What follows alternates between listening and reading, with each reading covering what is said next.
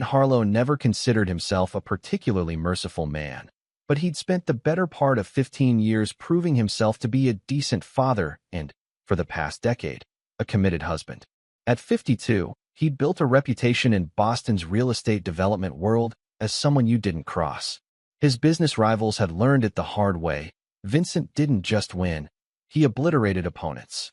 But he kept that ruthlessness confined to his professional life, believing his home was sacred. Until now. The call from his stepdaughter Allison had come unexpectedly 3 weeks ago. She'd been attending Brown University, set to graduate next spring, but suddenly needed a place to stay. Something about her housing falling through, though the details seemed suspiciously vague. Vincent's second wife, Melanie, had immediately suggested Allison stay with them in their Beacon Hill townhouse until she sorted things out.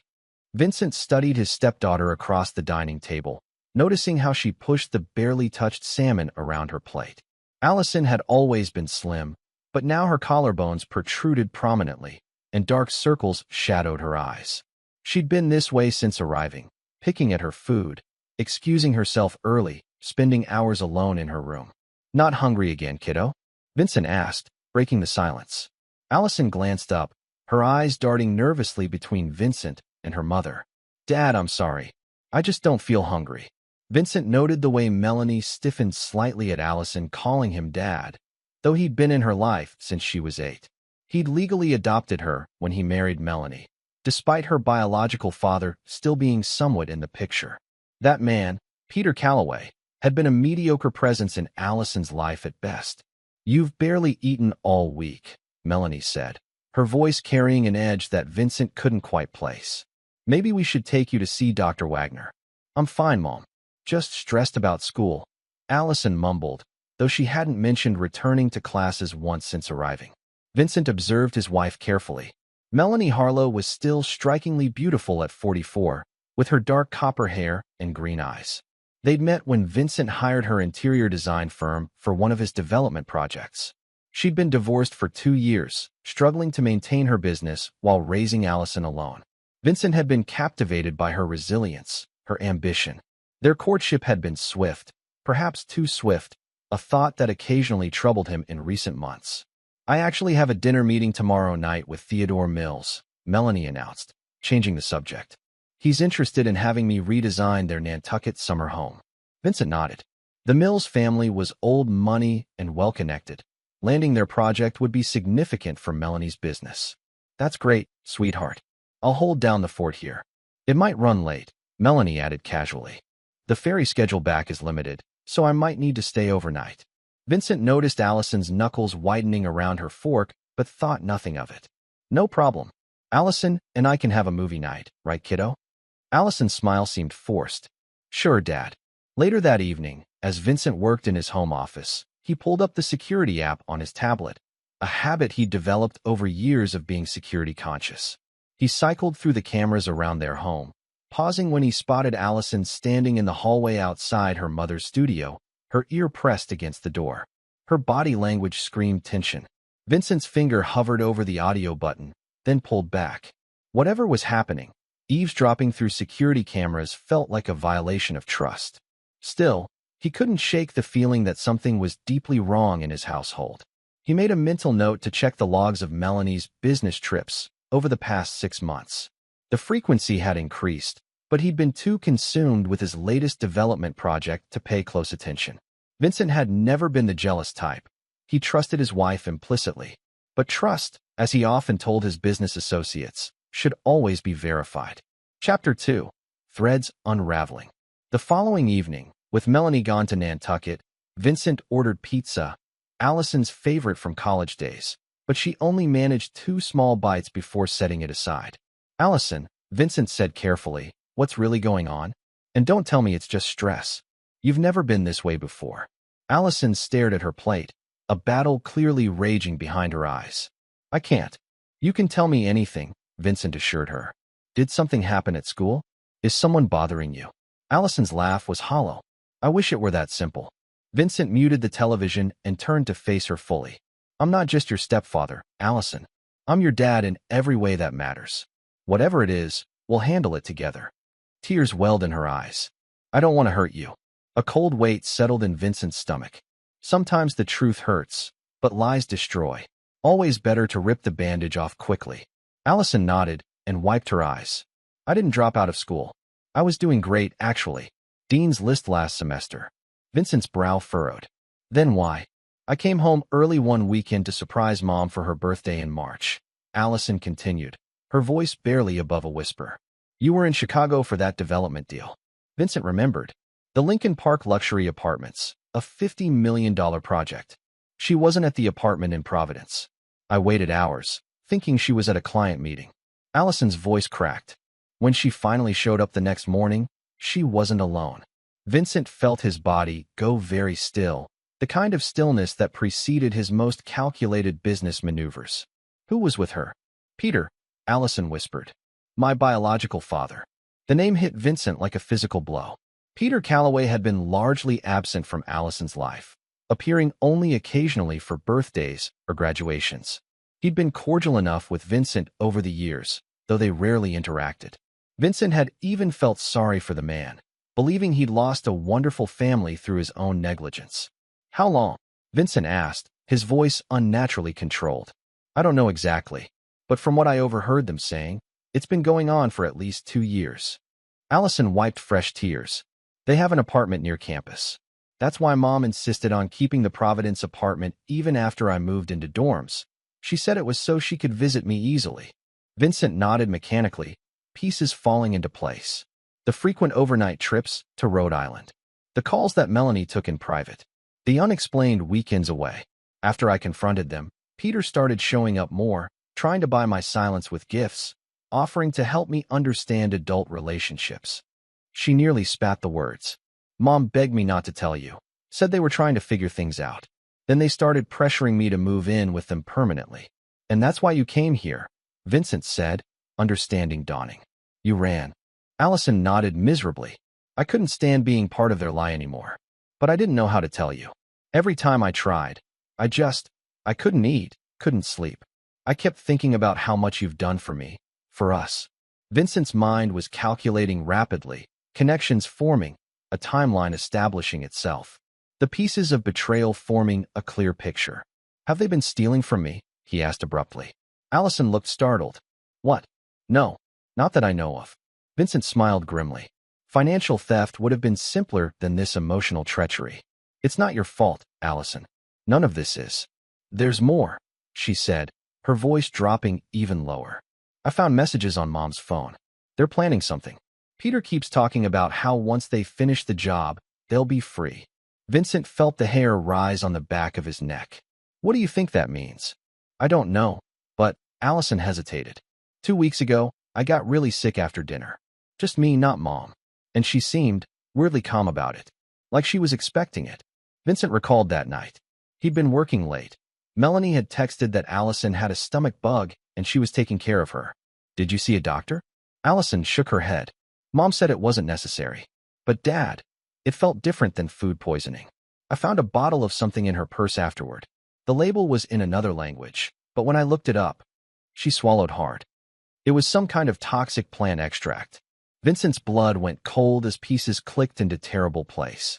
Dad, I'm sorry. Her voice trembled. The moment I heard Peter tell Mom on the phone last night that they should increase the dose next time, I knew I had to tell you. I think they're trying to. She couldn't finish the sentence. Vincent reached for his phone. His voice was deadly calm when he spoke. Allison, I need you to tell me exactly what you saw and heard. I'm calling the police. As he dialed, Vincent's mind was already racing ahead. This wasn't just about infidelity anymore.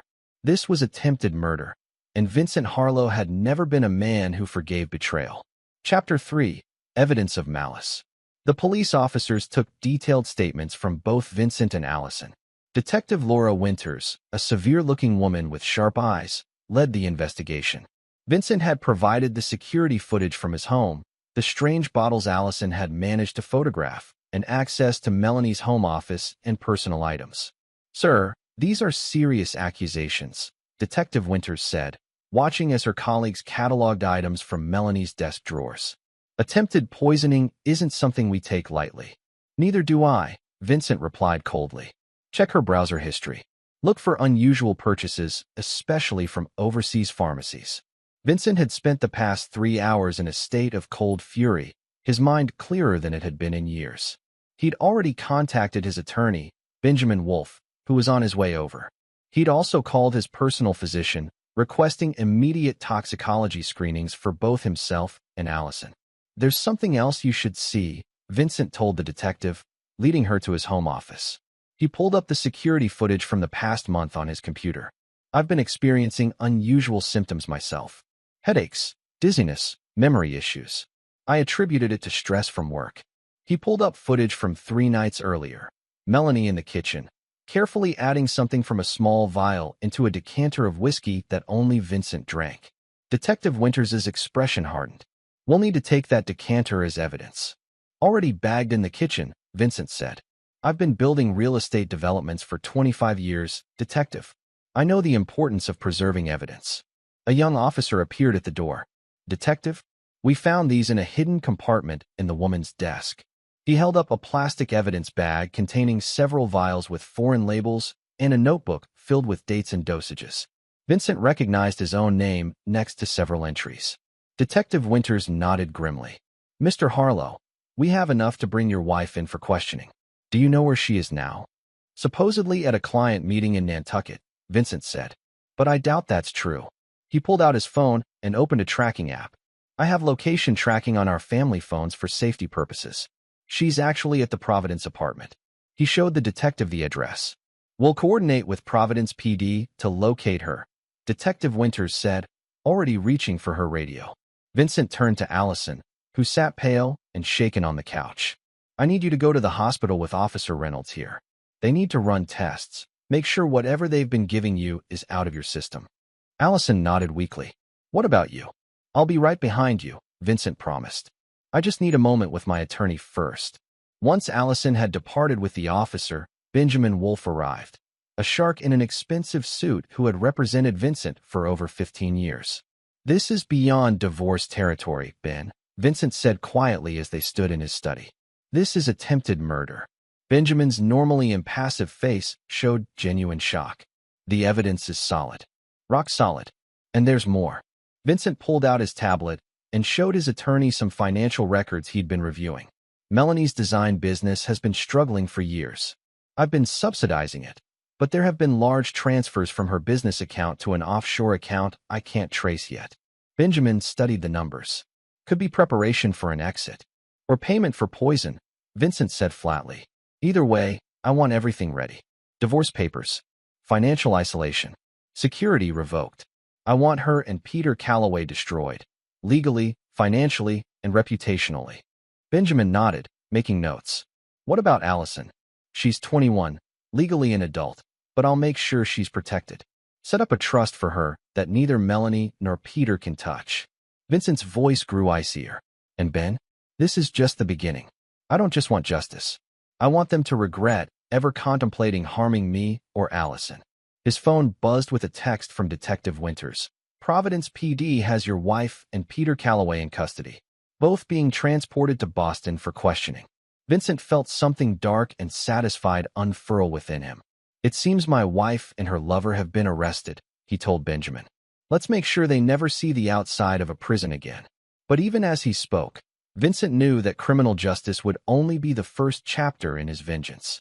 He had been betrayed in the worst possible way. Not just marital infidelity, but a calculated plan to murder him for his wealth while potentially harming Allison in the process. And Vincent Harlow had never been a man who forgave betrayal. Not in business, and certainly not in matters of life and death. Chapter 4. Cold Prosecution.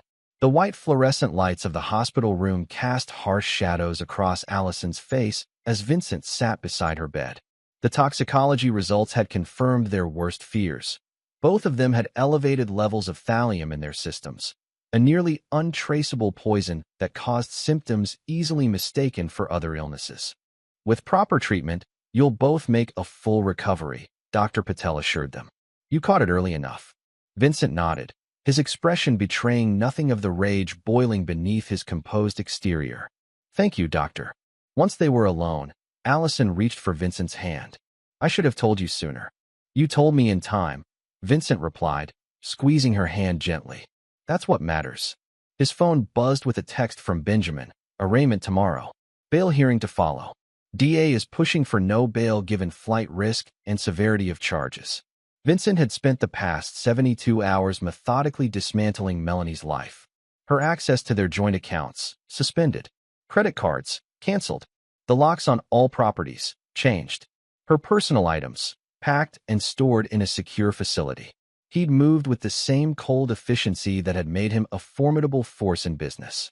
Detective Winters entered the room, her expression grim but satisfied. Mr. Harlow, we found additional evidence at the Providence apartment. A detailed journal documenting the poisoning regimen, research on your will and life insurance policies, and communications with a third party about obtaining the substances. A third party? Vincent asked, his attention sharpening. A chemist named Leo Duval, she replied. We've taken him into custody as well. He's already talking, trying to cut a deal. Vincent nodded. And their statements? Calloway broke first, Winters said with a thin smile. Tried to claim your wife was the mastermind, that he was manipulated. Your wife is maintaining her innocence, claims the substances were natural supplements she was giving you for your health. Vincent almost admired her audacity. Almost. The district attorney wants to meet with both of you tomorrow, Winters continued. This is shaping up to be one of the most clear-cut attempted murder cases I've seen in 20 years on the force. After the detective left, Vincent turned to Allison. I want you to stay with my sister in Vermont while this plays out. Susan will take good care of you. I want to testify, Allison said firmly. I need to. Vincent studied his stepdaughter. No, his daughter in every way that mattered.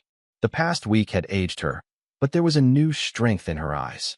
All right, he conceded. But afterward, I think some time away would be good for you. Perhaps that study abroad program in Italy you were considering. Allison nodded slowly. What will you do? Vincent's smile didn't reach his eyes. Justice is just the beginning, Allison. Your mother and Peter didn't just betray me. They betrayed you. They were willing to harm you as collateral damage. His voice hardened. I don't forgive that. I never will. The preliminary hearing was a media circus. Vincent sat stoically as the prosecution laid out the evidence. The poison found in his system, the documented plot, the financial transfers to purchase the thallium, and Allison's testimony about overhearing their plans. Melanie and Peter were denied bail, deemed flight risks and dangers to the community. Outside the courthouse, reporters shouted questions at Vincent. Mr. Harlow, do you believe your wife intended to kill you? Will you be seeking the maximum penalty? How does it feel to be betrayed by both your wife and your stepdaughter's father? Vincent stopped and faced the cameras, his expression calm and controlled. I trusted two people who conspired to murder me and endangered my daughter. I believe in our justice system, but make no mistake, his eyes turned cold. This betrayal will be answered in full. I won't be taking questions. That evening, alone in his study, Vincent reviewed the files Benjamin had compiled. Melanie's business had been failing for years, despite Vincent's financial support. Peter Calloway had a mountain of gambling debts. Together, they stood to gain over $30 million from Vincent's death through life insurance and his will, which he'd now changed to exclude Melanie entirely. But something still bothered him, the timing. Why now, after 10 years of marriage? Vincent dug deeper into Peter's financial records, following a hunch. The breakthrough came at 2 a.m. Peter had taken out a massive loan from a notorious loan shark named Raymond Vegas 6 months ago, with a deadline for repayment that was rapidly approaching. Vincent leaned back in his chair, the pieces falling into place. They weren't just killing him for his money, they were doing it on a deadline. His phone rang. Detective Winters. Mr. Harlow, sorry for the late call, but you need to know this.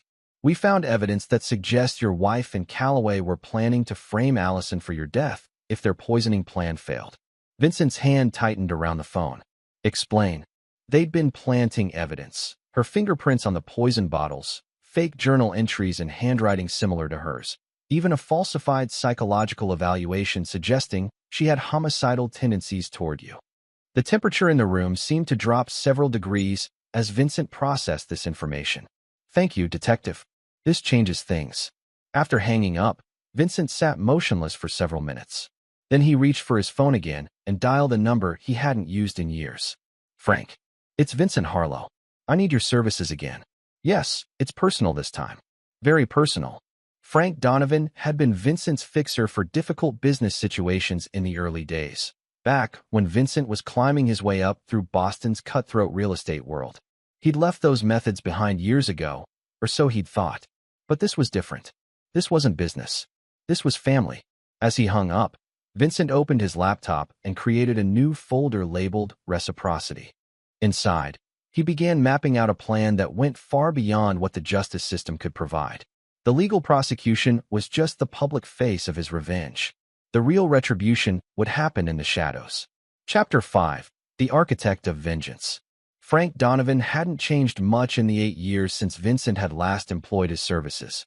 Still built like a boulder with a graying crew cut and eyes that revealed nothing, he sat across from Vincent in a private room at an unmarked office building Vincent owned in South Boston.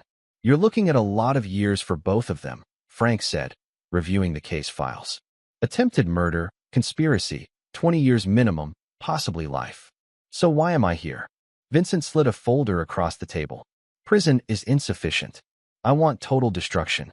Frank opened the folder, his eyebrows rising slightly as he reviewed the documents. "This is comprehensive. I've spent the past week planning," Vincent replied. "The legal proceedings will handle their freedom. I want you to handle everything else."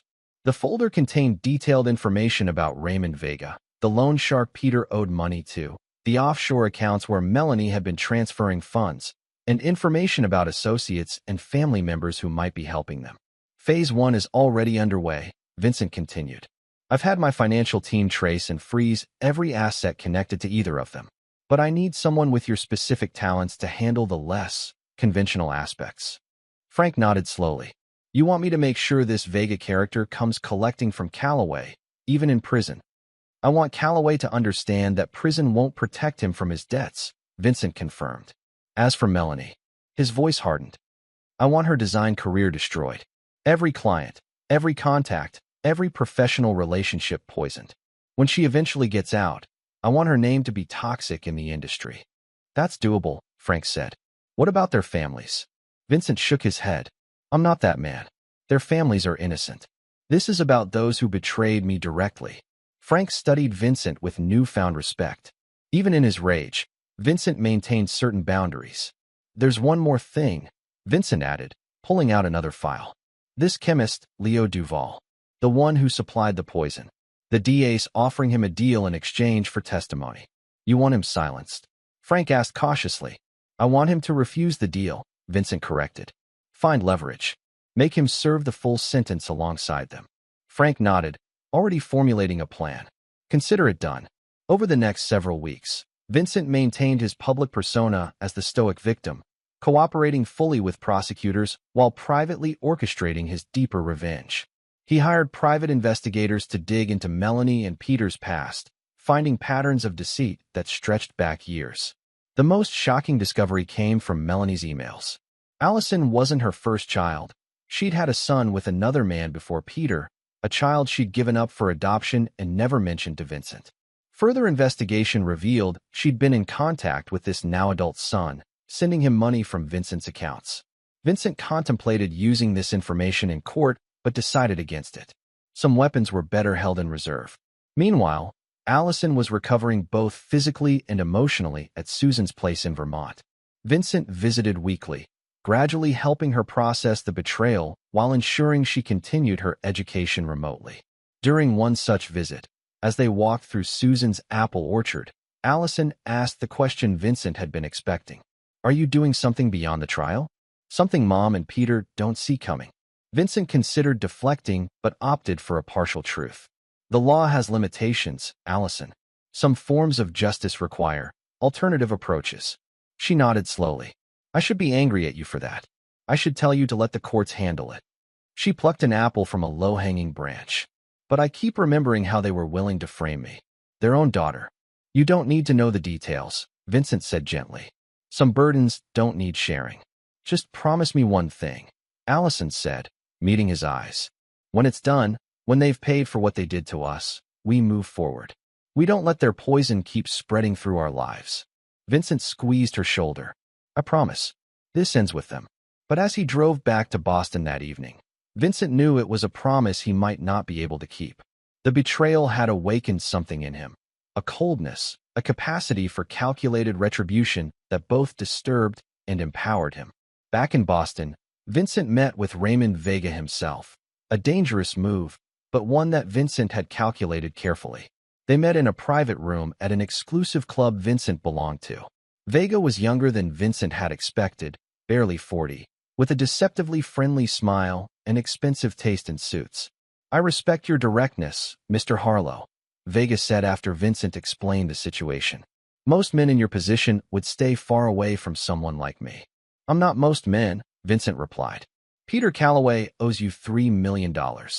Money he planned to repay using proceeds from my murder." Vega nodded. "An unpleasant business. I loan money, yes, but I don't condone murder.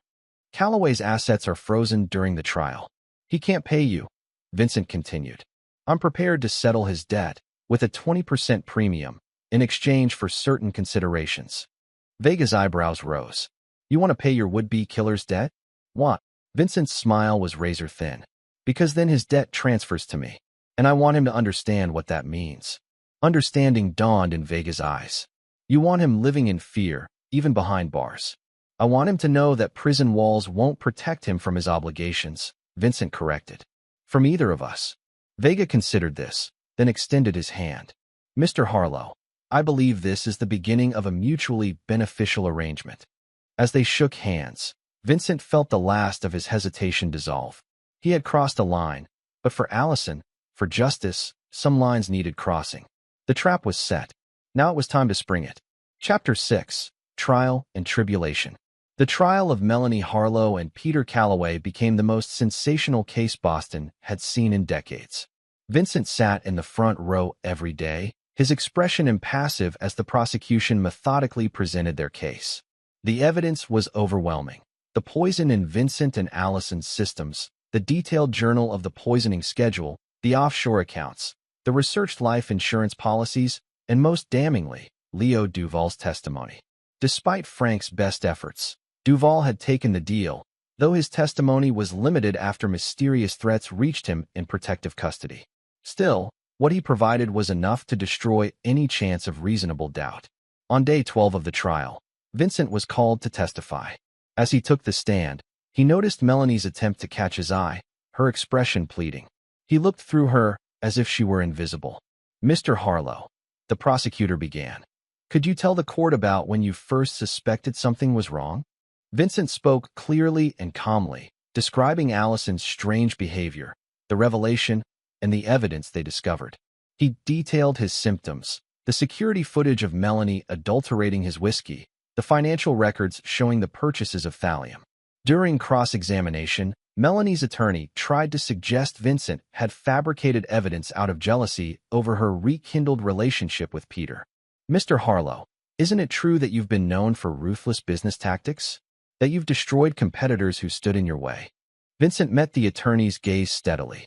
"I've been aggressive in business, yes, but I've never poisoned anyone. The medical evidence shows thallium in both my and my daughter's bloodstream. Did my jealousy somehow manufacture that poison?" The courtroom erupted in murmurs, quickly silenced by the judge. After Vincent stepped down, Allison took the stand. Her testimony was devastating, emotional but clear, describing how she discovered her mother's affair, the suspicious illness, finding the poison, and overhearing the conversations about increasing the dosage.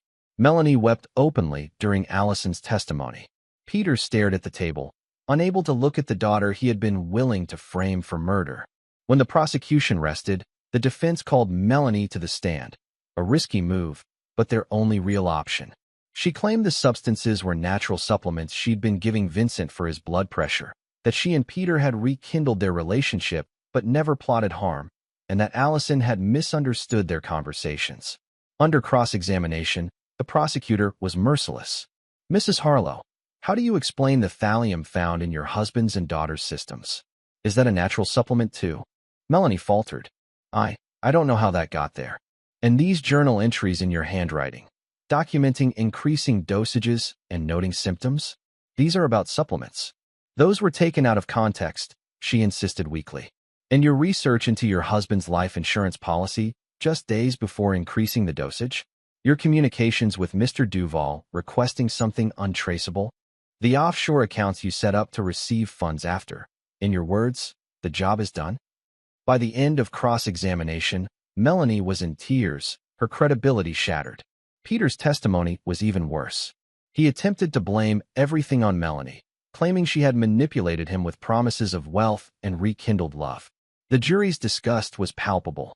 On the final day of the trial, as closing arguments concluded, Vincent received a text from Frank, package delivered to both targets. Effects beginning. Vincent allowed himself a small, cold smile.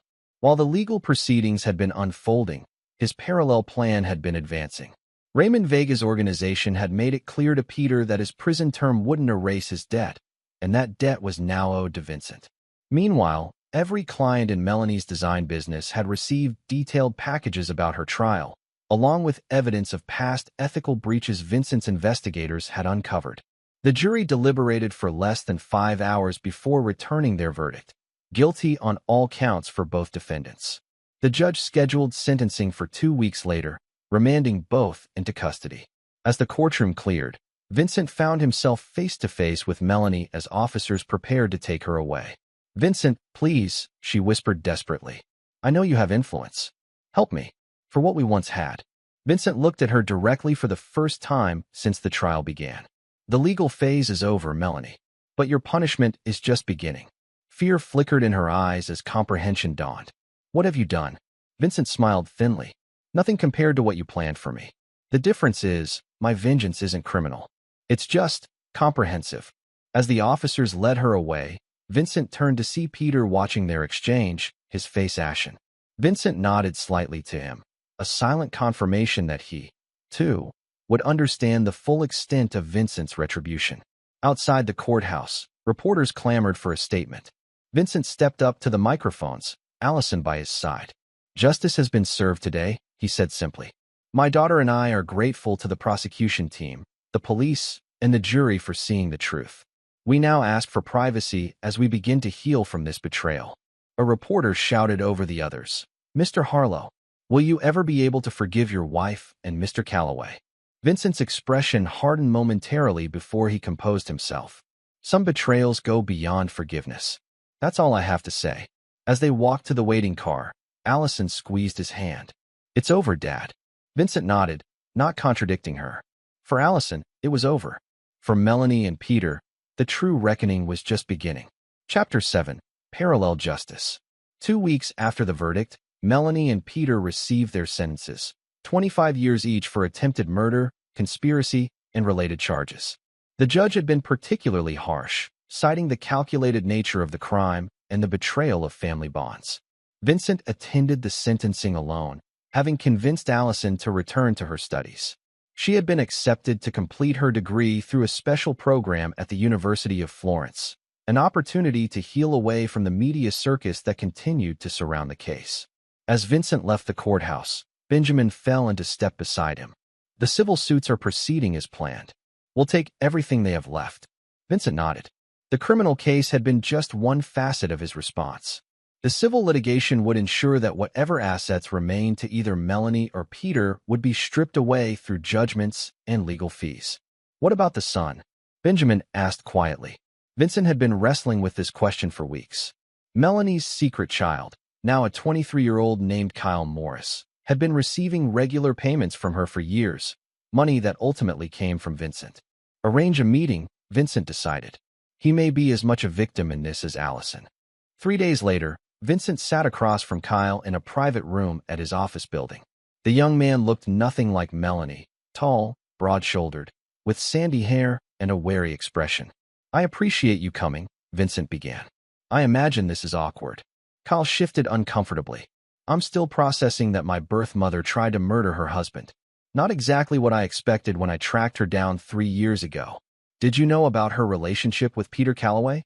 Vincent asked. Kyle nodded reluctantly. "She told me they were meant to be together, but that you were an obstacle. She never mentioned murder, though." He looked up, his expression troubled. "I swear I didn't know." Vincent studied him. "The money she sent you, did you know where it came from?"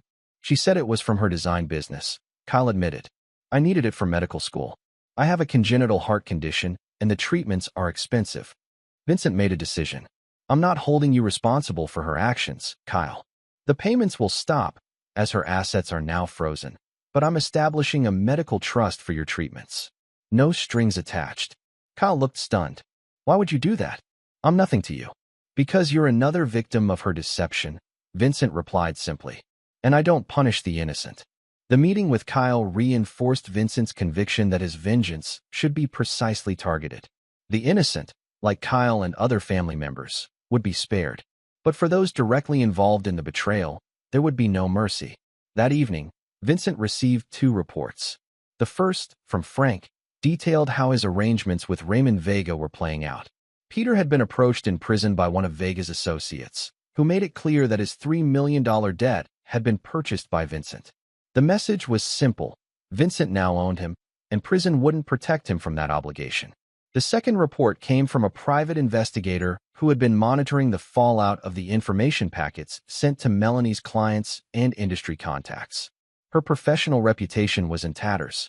Every major design association had revoked her credentials, and former clients were distancing themselves publicly. The prestigious Mills family had given a damning interview about how they had narrowly avoided working with that dreadful poisoner.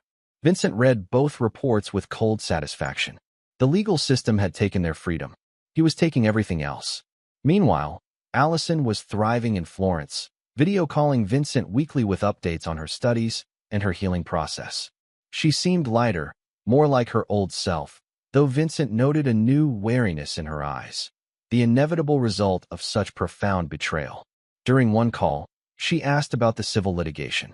Vincent provided a sanitized version, omitting the darker aspects of his vengeance. Dad, promise me something, Allison said, her expression serious. When the legal stuff is done, let it be done. Don't let them take more from us than they already have. Vincent nodded, though he knew he was lying to her. Of course, sweetheart. This will all be behind us soon. After the call, Vincent poured himself a whiskey, from a new decanter, in a new study, in a new home. He had sold the Beacon Hill townhouse, unable to continue living in a space so tainted by betrayal. His phone rang. Detective Winters. Mr. Harlow, I thought you should know. Peter Calloway was attacked in prison yesterday. He'll survive, but he's been moved to the infirmary. Vincent feigned concern. That's terrible. Is there any indication who was responsible? Nothing concrete, Winters replied, a note of suspicion in her voice. Though there are rumors it's connected to some outside debt. Prison can be dangerous, Vincent remarked neutrally, especially for someone who betrays those closest to him. After they hung up, Vincent received a text from an unknown number. First payment collected. More to follow. RV. Vincent deleted the message.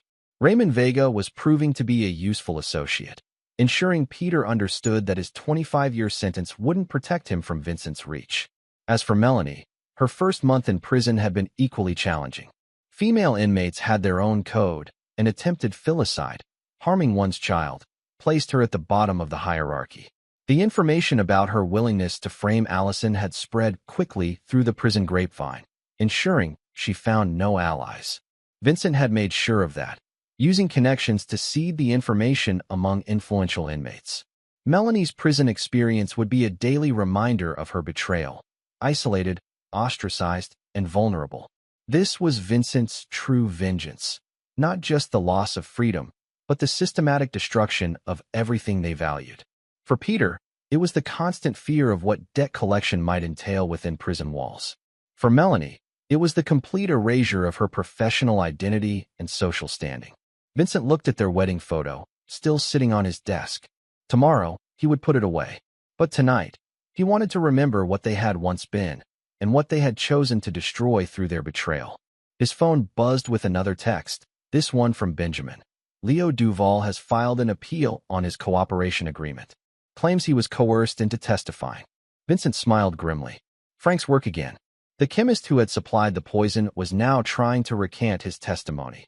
A futile gesture that would only damage his own credibility while changing nothing about Melanie and Peter's convictions. The machine of vengeance was running smoothly, requiring little direct input from Vincent now. Like any well-designed system, it had become self-sustaining. Vincent raised his glass in a mock toast to the wedding photo. You should have remembered one thing, Melanie. I never forgive betrayal. Never. Chapter 8. The Depths of Retribution. 6 months after the sentencing, Vincent sat across from Raymond Vega at their now regular monthly meeting. These meetings, held in the private room of an exclusive restaurant Vincent owned, had evolved from a simple business arrangement into something more complex. "Callaway is breaking," Vega reported, slicing into his steak. "The last payment collection left him begging to speak with you directly." Vincent sipped his wine. "Not yet. Let him understand the full weight of his debt first." The payments were not financial. Peter had no money left after the civil judgments. Instead, they came in the form of fear, isolation, and strategic reminders of Vincent's reach. Small things. His commissary account emptied the day before he could use it. The one guard who had shown him kindness suddenly transferred. Contraband planted in his cell just before a search. Vega studied Vincent with newfound respect. "You know, when we started this arrangement, I thought you were just another rich guy playing at revenge. I was wrong." "How so?" Vincent asked. "Most men in your position would have been satisfied with the prison sentences," Vega said. "You understand that true vengeance requires sustainability." Vincent nodded slightly. "They tried to take everything from me, my life, my daughter, my legacy. Their punishment should reflect that ambition." As their meal concluded, Vega handed Vincent a sealed envelope. "Callaway wrote this. Asked me to deliver it. I haven't read it." Vincent tucked the envelope into his jacket without opening it. "Anything else?" "Your ex-wife has requested a transfer to another facility. Claims she fears for her safety." Vega's smile was cold. "Request denied, of course. The warden is an old friend." After Vega departed, Vincent finally opened the envelope.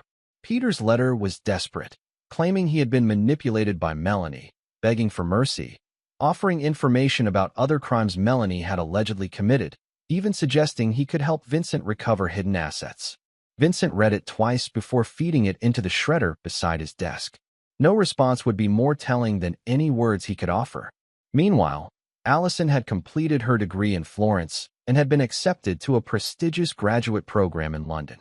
During her brief visit home between programs, Vincent was struck by how much she had grown, not just academically, but emotionally. "I've been talking to a therapist," she told him over dinner at his new penthouse. "About Mom, about everything." Vincent nodded encouragingly. "That's good. Professional help is important after trauma. She thinks I should consider visiting Mom," Allison said carefully, watching for his reaction. Not for forgiveness, but for closure. Vincent kept his expression neutral despite the surge of anger he felt. "Do you want to?" Allison pushed her food around her plate. "I don't know. Part of me needs to ask her why. Why she was willing to hurt me, to frame me." She looked up. "What do you think?" Vincent chose his words carefully. "Closure is personal, Allison. If seeing her would help you heal, I support that. But don't expect satisfying answers. People like your mother rarely have the capacity for genuine accountability." "Have you found closure?" she asked. Vincent offered a measured smile. "I'm getting there. The legal system provided justice, and time is doing the rest." It was a carefully crafted lie. Vincent had no interest in closure or healing from the betrayal. His retribution was ongoing, a living thing that he nurtured daily. But Allison needed to believe he was moving forward. Her own recovery depended on it. After Allison departed for London, Vincent received word that Melanie had attempted suicide in prison. She had survived, but was under psychiatric observation. The news left him unmoved. Her despair was simply another facet of his vengeance. Benjamin called later that week with updates on the civil litigation. The appeals court has denied their last motion. The financial judgments stand. They're officially destitute.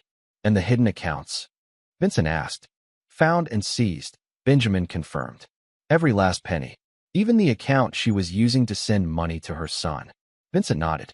"Make sure the medical trust for Kyle continues. He shouldn't suffer for his mother's crimes." The following week, Vincent received another unexpected communication, a call from Peter's ex-wife, Donna, Allison's biological mother. They had met only a handful of times over the years, as she had moved to California shortly after her divorce from Peter. "I don't know if I should be calling you," she began hesitantly, "but I felt I needed to." "Go on," Vincent encouraged, curious. "Peter contacted me from prison," she explained. "He wanted me to reach out to you, to plead his case." He said you're making his life hell in there, beyond the sentence. Vincent remained silent, neither confirming nor denying. I told him I wouldn't do it, Donna continued. After what he tried to do to Allison, my daughter, he deserves whatever he gets. Her voice hardened. I just wanted you to know that not everyone is falling for his victim act. I appreciate that, Vincent said simply. How is she? Allison, Donna asked, her voice softening. Vincent provided a brief update on Allison's studies and recovery, careful not to share too many personal details. After the call ended, Vincent reflected on how extensive the collateral damage had been, lives touched and altered by Melanie and Peter's betrayal. Yet his vengeance remained precisely targeted, touching only those directly responsible. That evening, Vincent received a call from the prison warden informing him that Peter had been hospitalized after another attack, this one more severe. He had survived, but would require surgery. Vincent expressed appropriate concern while feeling nothing but cold satisfaction. The third payment had been collected. Later that night, he called Frank. It's time for the next phase. Frank understood immediately. The information release? Yes, Vincent confirmed. Everything we have on both of them. Release it to the media tomorrow. The next morning, major news outlets broke stories containing leaked prison correspondence between Melanie and Peter, revealing not just their murder plot, but other disturbing details. Previous victims they had manipulated, financial crimes they had committed, and perhaps most damagingly, their explicit discussions about framing Allison. The public, which had already condemned them, now viewed them with renewed disgust. Any remaining sympathy evaporated as their true characters were laid bare. Vincent watched the coverage dispassionately. The legal system had taken their freedom. His financial maneuvers had taken their wealth. This information release was taking their last asset, any claim to misunderstood motives or redemptive qualities. That night, Vincent received a text from Detective Winters. Interesting timing on those leaks. I don't suppose you know anything about that. Vincent replied simply. Justice takes many forms, Detective. Her response came quickly. Just be careful. Vengeance has a way of consuming those who seek it. Vincent stared at her message for a long moment before deleting it. Perhaps she was right. Perhaps his pursuit of retribution was changing him. But he had made his choice the moment he learned of their betrayal. Some transgressions could not be forgiven. Some debts could only be paid in full. Chapter 9. Ashes of Absolution. 1 year to the day after the verdict, Vincent sat alone in his office, reviewing the latest reports.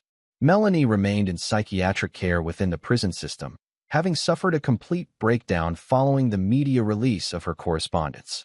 Peter had survived his injuries, but was now confined to a wheelchair. The attack had damaged his spine. Vincent felt no satisfaction from these developments, only a cold sense of completion.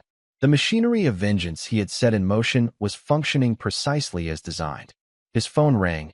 Allison, calling from London. Dad, have you seen the news? She asked without preamble. Vincent switched to speaker and pulled up a news site. The headline made even his cold heart pause. Poisoner's accomplice dead. Peter Calloway found hanged in prison cell. I just saw it, he said neutrally. They're saying suicide, Allison continued, her voice shaking slightly. But there are questions about how he could have done it while under supervision after his injuries. Vincent remained silent. This hadn't been part of his plan, at least not directly. Raymond Vega had been explicit that the payments would be painful, but not fatal. Dad, Allison prompted when he didn't respond. Are you okay? I'm fine, he assured her. Just processing the news. I know I should feel something, Allison admitted quietly. He was my biological father. But I just feel empty. That's a natural response to complicated grief, Vincent replied, recalling phrases from his own mandatory therapy sessions after the trial. After they hung up, Vincent immediately called Vega. This wasn't authorized, Vincent said without greeting when Vega answered. Not by me, Vega replied calmly. The word is he genuinely took his own way out. Couldn't face another day knowing what was coming. Vincent considered this. Fear had been the primary currency of Peter's punishment. Fear of what might happen next, of when the next payment would be collected. Perhaps that fear had finally broken him. What about the questions regarding how he could have done it given his condition? Prison officials looking to cover their oversight, Vega said dismissively. He found a way because he was desperate enough. After ending the call, Vincent sat in silence for a long time. Peter's death should have felt like victory, the ultimate culmination of his vengeance. Instead, it left him feeling strangely hollow. His phone buzzed with a text from Benjamin. Melanie's requesting compassionate release for the funeral. Denied, of course. Should we issue a statement? Vincent typed back, no statement. Let the matter close without further comment. The following day, Detective Winters appeared at his office unannounced. Mr. Harlow, she said, declining his offer to sit. I think we need to talk about Peter Calloway's death. Vincent met her gaze steadily. A tragic end to a tragic story. Convenient timing, she observed. 1 year to the day after the verdict. Symbolic dates can be powerful triggers for those contemplating suicide, Vincent replied. Winters studied him. You know, I've spent 20 years dealing with the worst of humanity. I understand the desire for vengeance. I even understand why you wouldn't be satisfied with the legal outcome.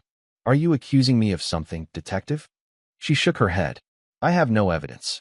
Just a career's worth of instinct telling me there's more to this story than a simple prison suicide. Perhaps your instincts are mistaken this time, Vincent suggested. Perhaps, she conceded. Or perhaps we're both aware that justice and legality aren't always perfectly aligned.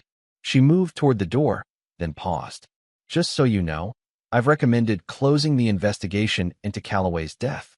Ruled a suicide, case closed. After she left, Vincent considered her words carefully. She knew, or at least strongly suspected, his involvement, but had chosen to let it end. Perhaps she too believed some betrayals deserved more than legal punishment. That evening, Vincent visited the cemetery where his parents were buried, seeking some connection to the person he had been before the betrayal had reshaped him. As he placed flowers on their graves, he sensed someone approaching. I thought I might find you here, said a familiar voice. Vincent turned to see Allison, who should have been in London. What are you doing back? I needed to be home, she said simply, embracing him. And I was worried about you. Vincent frowned. Why would you be worried? Because I know you, Dad, she replied, her eyes meeting his directly. I know what you're capable of when someone hurts the people you care about. Vincent felt a chill. How much did she know? How much had she guessed? Peter's death, she began, was his own choice, Vincent interjected firmly. Allison studied him for a long moment. Maybe. But what came before? The attacks in prison, the leaked correspondence, his complete financial ruin. Those weren't coincidences, were they? Vincent remained silent, neither confirming nor denying. I'm not judging you, she continued surprisingly. They tried to kill you. They were willing to hurt me as collateral damage. They deserved punishment. Then why are we having this conversation? Vincent asked quietly. Because I need to know if it's over, Allison said, her voice breaking slightly. With Peter gone and Mom broken in psychiatric care, is your vengeance complete? Can we finally move forward? Vincent considered her question carefully. Was it over? Had his thirst for retribution been satisfied? Yes, he said finally. It's over. Allison's relief was palpable. Good. Because I refuse to let them take anything more from us. They've already stolen enough. As they walked back to their cars, Allison mentioned she would be staying in Boston for a week before returning to London. I'm planning to visit Mom tomorrow, she said cautiously. Not for her, for me. I need to see her, to understand if possible, to close that chapter. Vincent nodded. If that's what you need for healing, I support it. Will you ever see her again? Allison asked. Vincent's response was immediate and final. No. Some betrayals can't be faced again, even from behind prison glass. The next day, while Allison visited Melanie, Vincent received an unexpected visitor at his office. Kyle Morris, Melanie's secret son. I wanted to thank you, Kyle said awkwardly. The medical trust. It's made continuing my treatment possible. Vincent gestured for him to sit. How are your studies progressing? I'll finish medical school next year, Kyle replied. Cardiology, ironically enough, given my own heart condition. They spoke for a while about Kyle's studies and future plans. As he was leaving, Kyle paused. I visited her once, after the arrest, he admitted. She didn't even ask about my health. Just wanted to know if I could help her somehow. He shook his head. Some people aren't capable of thinking beyond themselves, are they? No, Vincent agreed. They're not. After Kyle left, Vincent received a text from Allison. It's done. She's not even the same person anymore. I feel nothing but pity. Vincent closed his eyes briefly. Melanie had not just lost her freedom and reputation. She had lost herself. The systematic destruction of everything she valued had broken her completely. His vengeance was indeed complete. That evening, Vincent hosted a small dinner at his penthouse. Just Allison, Susan, and Benjamin. As they enjoyed the meal, Vincent found himself watching Allison, seeing traces of the happy, confident young woman she had been before the betrayal. "I've decided to finish my graduate program, then come back to Boston," she announced over dessert. "Maybe join your company, if the offer still stands." Vincent smiled genuinely. "It always stands. The Harlow name will be yours to carry forward someday." Later, after the others had left, Vincent stood on his balcony overlooking the Boston skyline. Allison joined him, wrapping a shawl around her shoulders against the evening chill. "Are you really okay, Dad?" she asked softly. Vincent considered the question carefully. The cold flame of vengeance that had sustained him for the past year had burned out, leaving what? Not peace exactly. Not forgiveness, never that. Perhaps just the quiet certainty that justice, in its fullest sense, had been served. "I'm okay," he said finally. "Different, but okay." Allison nodded, understanding. "They changed us, but they didn't destroy us." "No," Vincent agreed, putting his arm around her shoulders. "They didn't." Later that night, alone in his study, Vincent opened his safe and removed a final envelope. Contingency plans for if Melanie ever managed early release or if Peter had somehow escaped justice. He fed the papers slowly into the shredder, watching as the last physical evidence of his vengeance was reduced to confetti. His phone buzzed with a final text from Raymond Vega. "Account settled in full. Business concluded." Vincent typed a simple reply, "Confirmed." As he poured himself a whiskey, Vincent reflected on how completely he had destroyed those who betrayed him. Peter was dead. Melanie was a broken shell. Their reputations, finances, and futures had been systematically dismantled. Vincent felt no regret, no second thoughts about the ruthlessness of his response. In his world, betrayal was unforgivable, especially betrayal that threatened family. He raised his glass in a final, silent toast, not to victory or vengeance, but to a simple truth he had lived by throughout his life. Actions had consequences. Betrayal had a price. And Vincent Harlow always collected his debts in full. This is where our story comes to an end. Share your thoughts in the comments section. Thanks for your time. If you enjoy this story, please subscribe to this channel. Click on the video you see on the screen, and I will see you there.